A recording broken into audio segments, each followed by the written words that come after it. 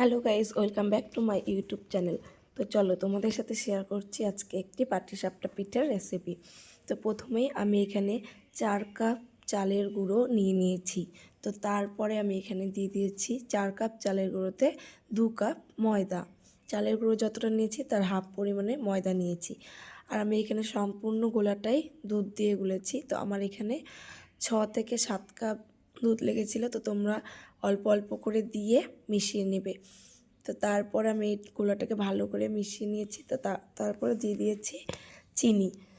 প্রথমে 1 কাপ দিয়েছি, পরে আরও হাফ কাপ দিয়েছি। তোমরা তোমাদের প্রয়োজন মতো মিষ্টি ব্যবহার করবে। তো চিনিটা দিয়ে ভালো করে নেড়ে চেড়ে আমি এখানে দিয়ে দিয়েছি এলাচের গুঁড়ো।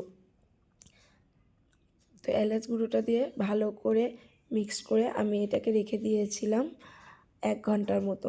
1 ঘন্টা বা আধা ঘন্টা রাখলেও হবে। তো তারপরে আমি এখানে একটা ফ্রাইং প্যানে তেল গরম করে দিয়ে দিয়েছি পাটিসাপটার গোলাটা।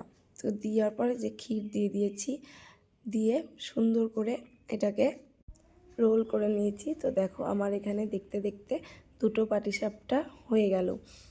তো দেখো আমার এখানে সম্পূর্ণ পাটিসাপটা ভাজা হয়ে গেল। Thanks for watching, bye bye.